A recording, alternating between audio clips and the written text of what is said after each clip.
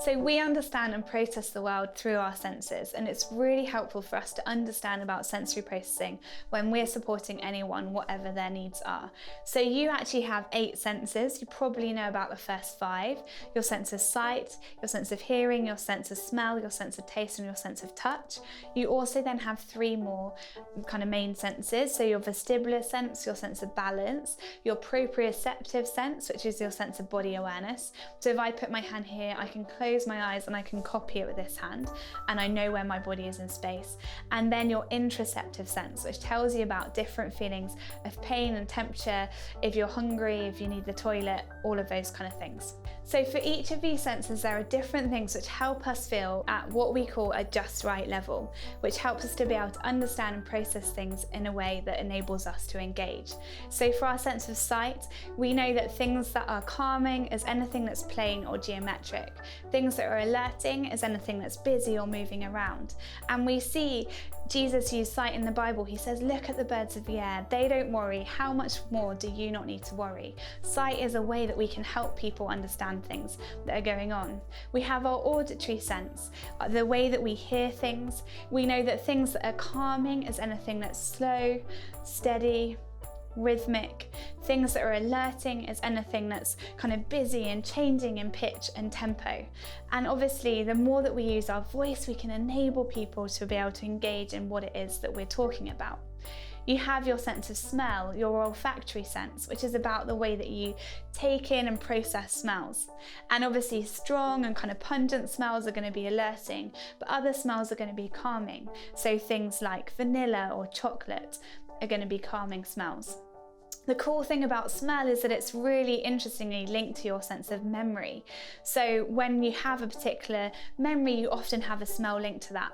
I love that in the Bible that might mean that with things like Jesus feeding the 5,000, there would have been loads of fish. For those people who were there, maybe that smell of fish would have reminded them of that miraculous provision that Jesus did when he multiplied all that food and they were able to eat on the mountainside. It would have reminded them of the characteristics of God and his provision for them. You then have your sense of taste, so the way that you process things through your mouth. And in the Bible it says, doesn't it, taste and see that the Lord is good. We know that kind of strong tastes are going to be alerting, things that are spicy, sweet and sour. Other tastes which like vanilla and chocolate again are going to be more calming. And everyone is individual. The other thing that we will look at in a second is our proprioceptive sense, movement. But any movement through your mouth is going to be both calming and alerting. So anything that's chewy, crunchy is going to be calming and alerting. So things like having chewing gum in the car is going to help you feel at that just right level. Having a crunchy apple or a bit of celery will also help you. You also have your tactile sense, which is your sense of touch. So we know that things that are going to be alerting is anything that's light and tickly. That's why if you kind of brush past the top of your skin, it feels a bit funny. That's because that's impacting your kind of protective tactile system, which helps you feel pain and temperature. You then, things that are calming are things that are deep pressure touch. So a whole hand is going to help someone feel more calm. Really important for us to be thinking about when we're interacting with anyone around us. If we use a whole hand rather than brushing past someone, that's going to be easier to process and understand. And it's just a really great reminder the way that Jesus uses touch in the Bible. He's constantly taking people who are on the edges of society and bringing them back into the center. He touches the lepers and heals them. He touches the children and welcomes them into his arms and says, these children are welcome in my kingdom. He's taking things that society sees and flipping them on their head so that he's showing everyone that everybody is welcome.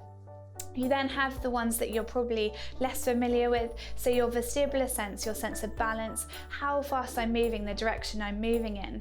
Things that are alerting is anything that's kind of spinning, rotational or stop-start movement. And things that are calming is anything that is in one direction. So if I have somebody who's really struggling to sit still, I might help them by giving them the opportunity to move in one direction. That might be bouncing on a gym ball. It might be just jumping up and down on the spot. It might be kind of running in one direction, but that's going to help them feel more calm and regulated. I love that in the Bible, God shows us that kind of thing when Jesus, for example, calms a storm. He says, be still, and there's that kind of stillness. We can stop and we can be still and know that God is God, like it says in the Psalms.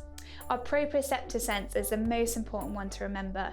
So if you remember heavy work movement is anything which puts pressure through your joints and sends signals to your brain. It gives you that feeling of just rightness. So whether you need to be more calm or more alert, any kind of movement is going to help you feel more just right. When we do things like walking and talking with somebody, or when we move along, that's easier for us to be able to interact and engage with somebody. So we might want to do things like giving ourselves a big hug, pushing the wall, carrying something heavy, even going on a walk with somebody. Doing movement activities in between any kind of concentrated activity is going to help us to engage. And then your interoceptive sense, that internal sense, is going to mainly be impacted by all of those other three. So your sense of tactile, vestibular, proprioception, so touch, balance, and movement senses, that sense of body awareness, they're going to help impact that internal sense to help you feel at that just right level. The most important thing is all of these senses, a bit like a picture of a triangle, impact everything that we do every day. So if we can be thinking about them and have a mind about them, then that can help us engage everyone in whatever they're doing.